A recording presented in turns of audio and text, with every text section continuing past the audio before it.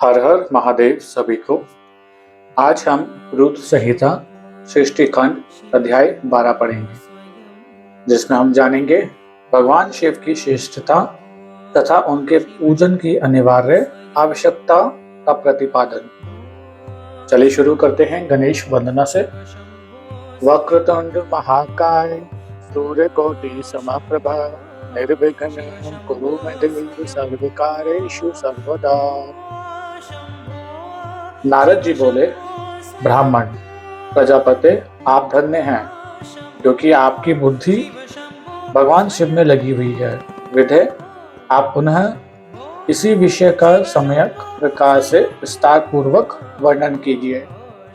ब्रह्मा जी ने कहा, तात, एक समय की बात है, मैं सब ओर से ऋषियों तथा देवताओं को बुलाकर उन सबको क्षीर सागर के तट पर ले गया, जहाँ सबका हित साधन करने वाले भगवान विष्णु निवास करते हैं।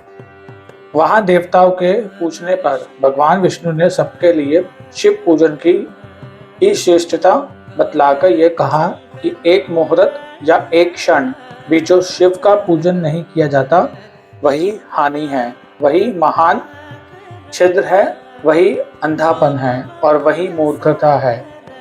जो भगवान शिव की भक्ति में तत्पर हैं, जो मन से उन्हीं को प्रणाम और उन्हीं का चिंतन करते हैं, वे कभी दुख के भागी नहीं होते। जो महान सौभाग्यशाली पुरुष मनोहर भवन, सुंदर आभूषणों से विभूषित स्त्रियां, जितने से मन को संतोष हो उतना धन, पुत्र पौत्र आदि संतति, आरोग्य, सुंदर शरीर, अलौकिक प्रतिष्ठा, स्वर्गीय सुख, अंत में मोक्ष रूपी फल अथवा परमेश्वर शिव की भक्ति चाहते हैं, वे पूर्व जन्मों के महान पुण्य से भगवान सदा शिव की पूजा अर्चना में प्रवृत्त होते हैं। जो पुरुष नित्य भक्ति परायण हो, शिवलिंग की पूजा करता है, उसको सफल सिद्धि प्राप्त होती है तथा वह पापों के चक्कर में नहीं पड़ता। भगवान के इस प्रकार उपदेश देने पर देवताओं ने उन श्री हरि को प्रणाम किया और मनुष्यों की समस्त कामनाओं की पूर्ति के लिए उनसे शिवलिंग देने के लिए प्रार्थना की।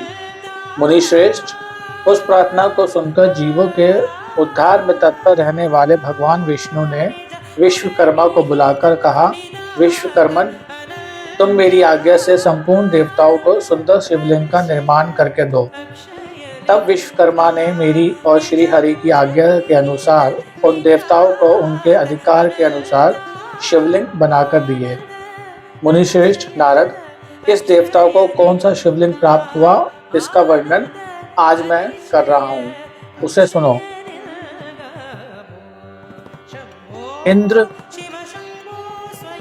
पद्राग मणि के बने हुए शिवलिंग की और कुबेर स्वर्ण में शिवलिंग की पूजा करते हैं। धर्म पीतमणि में मतलब कि पुखराज के बने हुए लिंग की और तथा वरुण श्याम वर्ण के शिवलिंग की पूजा करते हैं। भगवान विष्णु इंद्र नील में तथा ब्रह्मा हेम में लिंग की पूजा करते हैं। मुने विश्वेद देवगण चांदी के शिवलिंग की, वसुगण पीतल के बने हुए शिवलिंग की तथा दोनों अश्विन कुमार पार्थिव लिंग की पूजा करते हैं। लक्ष्मी देवी स्फटिक में लिंग की, आदित्यगण ताम्र में लिंग की, राजा सोम मोती के बने हुए लिंग की अथवा अग्निदेव वज्र यानी कि हीरे के लिंग की उपासना करते हैं। श्रेष्ठ ब्राह्मण और उनकी पत्नियां मिट्टी के बने हुए शिवलिंग का, मयासुर चंदन निर्मित लिंग का और नागगण मूंगे के बने हुए शिवलिंग का आदर पूर्वक पूजन करते हैं।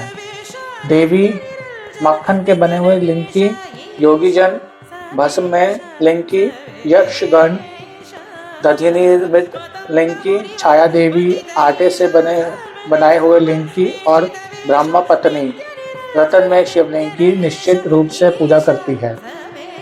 बाणासुर पारद या पार्थिव लिंग की पूजा करता है। दूसरे लोग भी ऐसा ही करते हैं। ऐसे ऐसे शिवलिंग बनाकर विश्वकर्मा ने विभिन्न लोगों को दिए तथा वे सब देवता और ऋषि उन लिंगों की पूजा करते हैं। भगवान विष्णु ने इस तरह देवताओं को उनके हित की कामना से शिवलिंग देकर उनसे तथा मुझ ब्रह्मा से पिनाक पानी महादेव के पूजन की विधि भी बताई। पूजन विधि संबंधी उनके वचनों को सुनकर देव शिरोमणियों सहित मैं ब्रह्मा हृदय में हर्ष लिए अपने धाम में आ गए। मुने वहां आकर मैंने समस्त देवताओं और ऋषियों को शिव पूजा की उत्तम विधि बताई, जो संपूर्ण अभीष्ट वस्तुओं को देने वाली है। उस समय मुझ ब्रह्मा ने कहा, देवताओं सहित समस्त ऋषियों, तुम प्रेम परायण होकर सुनो। मैं प्रसन्नता पूर्वक तुमसे शिव पूजन की उस विधि का वर्णन करता हूँ जो भोग और मोक्ष देने वाली है। देवताओं और मुनीश्वरों, समस्त जंतुओं में मनुष्य जन्म प्राप्त करना प्राय दुर्लभ है। उनमें भी उत्तम कुल में जन्म तो और भी दुर्लभ है। उत्तम कुल में आचारवान ब्राह्मणों के यहाँ उत्पन्न होना उत्तम पुण्य से ही संभव है। यदि वैसा जन्म सुलभ हो जाए तो भगवान शिव के संतोष के लिए उस उत्तम कर्म का अनुष्ठान करें जो अपने वर्ण और आश्रम के लिए शास्त्रों द्वारा प्रतिपादित है। जिस जाति के लिए जो कर्म बताया गया है उसका उल्लंघन ना करें। जितनी संपत्ति हो उसके अनुसार ही दान दें। कर्म में सहस्त्रों यज्ञों से तप यज्ञ बढ़कर है। सहस्त्रों तप योग से जप यज्ञ का अधिक महत्व है। ध्यान यज्ञ से बढ़कर कोई वस्तु नहीं है। ध्यान ज्ञान का साधन है, क्योंकि रोगी ध्यान के द्वारा अपने ईष्ट देव समरस शिव का साक्षात्कार करता है। ध्यान यज्ञ में तत्पर रहने वाले उपासक के लिए भगवान शिव सदा ही सन्निहित है। जो विज्ञान से संपन्न है उन पुरुषों की शुद्धि के लिए किसी प्रायश्चित आदि की आवश्यकता नहीं है।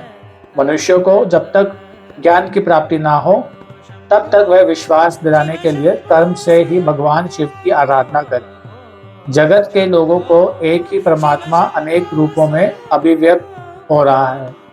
एकमात्र भगवान सूर्य एक स्थान में रहकर भी जलाशय आदि विभिन्न वस्तुओं में अनेक से दिखते हैं।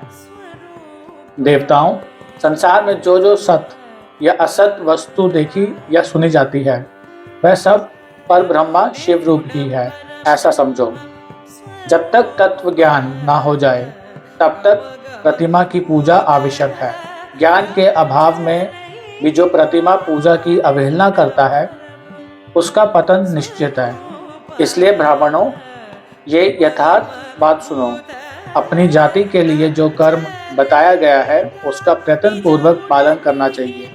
जहाँ जहाँ यथावत भक्ति हो उस आराध्य देव का पूजन आदि अवश्य करना चाहिए, क्योंकि पूजन और दान आदि के बिना पातक दूर नहीं होते। जैसे मैले कपड़ों में रंग बहुत अच्छा नहीं चढ़ता है, किंतु जब उसको धोकर स्वच्छ कर लिया जाता है तब उस पर सब रंग अच्छी तरह चढ़ते हैं। उसी प्रकार देवताओं की भली भांति पूजा से जब त्रिविध शरीर पूर्णतया निर्मल हो जाता है तभी उस पर ज्ञान का रंग चढ़ता है और तभी विज्ञान का प्राकट्य होता है। जब विज्ञान हो जाता है तब भेदभाव की निवृत्ति हो जाती है। भेद की संपूर्णतया निवृत्ति हो जाने पर द्वंद्व दुख दूर हो जाते हैं और द्वंद्व दुख से रहित पुरुष शिव रूप हो जाता है। मनुष्य जब तक गृहस्थ आश्रम में रहे तब तक पांचों देवताओं की तथा उनमें श्रेष्ठ भगवान शंकर की प्रतिमा का उत्तम प्रेम के साथ पूजन करें, अथवा जो सबके एकमात्र मूल हैं उन भगवान शिव की ही पूजा सबसे बढ़कर है, क्योंकि मूल के सींचे जाने पर शाखा स्थानीय संपूर्ण देवता स्वतः तृप्त हो जाते हैं। अतः जो संपूर्ण मनोवांछित फलों को पाना चाहता है वह अपने अभीष्ट की सिद्धि के लिए समस्त प्राणियों के हित में तत्पर रहकर लोक कल्याणकारी भगवान शंकर का पूजन करें। अध्याय 12 समाप्त। नमः पार्वती पते हर हर महादेव। सभी को हर हर महादेव। जय शिव शंकर।